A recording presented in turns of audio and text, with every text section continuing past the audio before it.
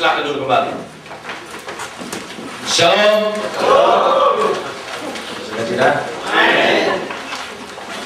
Sudah tidak? Amin. Sudah. Semua pada senyum. Senyum dulu. Jangan sampai ke depan. Saya membutuhkan senyum. Itu baru ada sukacita. Ya. Ayo coba. Mana ada sukacita. Mari kita baca bagian firman Tuhan hari ini. Terambil dalam Ibrani pasal yang pertama ayat 1 sampai ayat yang keempat. Saya rindukan untuk mengeksposisi setiap kali saya berkhotbah. Saya akan mengeksposisi kitab Ibrani. Karena setelah saya menggali kitab Ibrani, ternyata memiliki kekuatan yang begitu dahsyat. Nah, hari ini kita mulai dengan pasal yang pertama. Kenapa saya tertarik sekali? Karena kitab Ibrani melukiskan atau menggambarkan tentang keilahian Allah.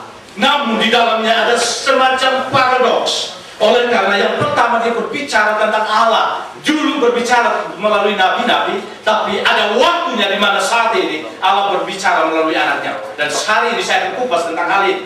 Namun dalam pasal-pasal selanjutnya kita akan melihat satu sisi Tuhan Yesus bicara bahwa dia lebih tinggi dari malaikat. Tapi dalam bagian yang lain, ayat yang lain, Tuhan Yesus katakan dia lebih rendah daripada malaikat. Sehingga saya akan di sini ada satu pertentangan. Kita akan melihat itu. Kenapa Tuhan bicara dalam konteks seperti itu. Bahkan pasal selanjutnya dia katakan begini, bahwa Yesus datang untuk menebus manusia yang berdosa.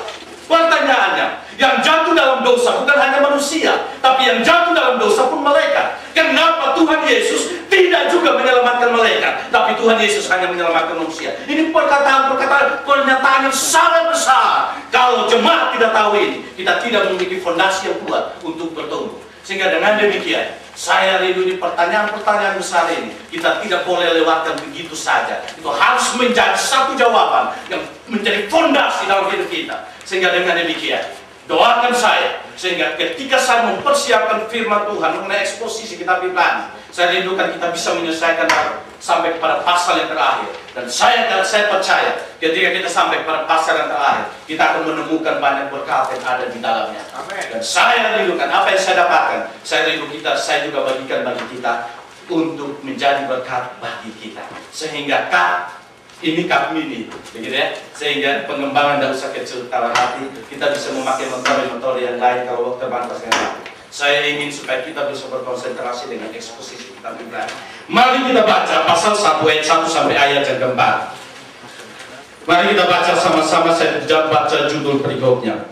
Allah berfirman dengan perantaraan anaknya. 1, 2, 3. Setelah pada zaman dahulu, Allah berulang kali dan dalam berbagai cara berbicara kepada nenek moyang kita dengan perantaraan nabi-nabi. Maka pada zaman akhir ini, Ia telah berbicara kepada kita dengan perantaraan anaknya yang telah Ia tetapkan sebagai yang berhak menerima segala yang ada. Oleh Dia Allah telah menjadikan alam semesta.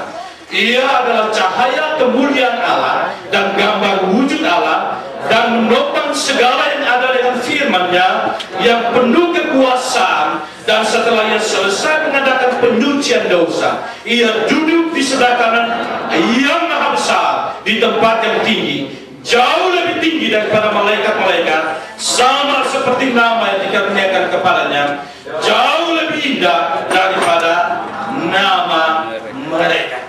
Terima kasih. Saudaraku, sadar atau tidak, di dunia ini hanya 4 oknum yang bisa berbicara. Sadar atau tidak, mau atau tidak, terima atau tidak, hanya 4 oknum yang bisa punya bahasa.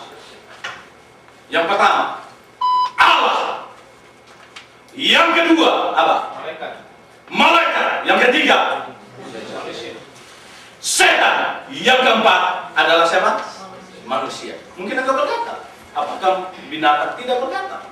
Dalam Alkitab hanya 2 kali binatang berkata, tapi itu pun bukan mereka berkata sendirian. Yang pertama, ular. Ya, ular di Taman Eden dia berbicara.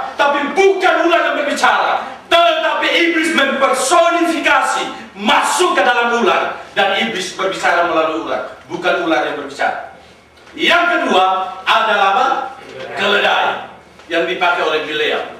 Nah, pada saat itu konteks daripada Bileam, di mana Bileam dikasih sogok oleh raja bangsa kafir, dijanjikan akan kasih uang banyak buat dia. Dia hamba Tuhan, Bileam ini hamba Tuhan, sama dengan pendeta saat ini yang suka sogok-sogok, gitu ya, sehingga mudah dipermainkan oleh siapapun juga. Bileam dijanjikan, kau datang ke kerajaan, aku kasih uang banyak supaya kau mengutuk bangsa Israel. Pada dia adalah seorang nabi. Dan apa yang terjadi? Ketika dia mengharapkan keuntungan banyak, kemudian dia bilang sama keledainya, yuk kita pergi ke kerajaan. Di sana kita akan mendapatkan banyak keuntungan. Dan apa yang terjadi? Ketika dia mulai memacu keledainya di tengah jalan, apa yang terjadi? Malaikat Tuhan menghadang keledai itu, dan keledai itu tidak beranjak dari tempatnya. Semakin Bileam memukul keledai itu, semakin tiarap keledai itu, semakin dia memaksa keledai itu, maka keluarlah suara daripada keledai itu. Kenapa kau memukul aku? Apakah aku salah? Dan apa yang terjadi? Setelah kalimat itu keluar, Bileam mengangkat mukanya dan melihat di depannya ada malaikat Tuhan. Istilah malaikat Tuhan ditulis kata Tuhan dengan huruf besar. Dia membuka pisaunya yang bernyala-nyala, pedangnya yang bernyala-nyala, hendak membunuh Bileam kalau Bileam meneruskan perjalanannya.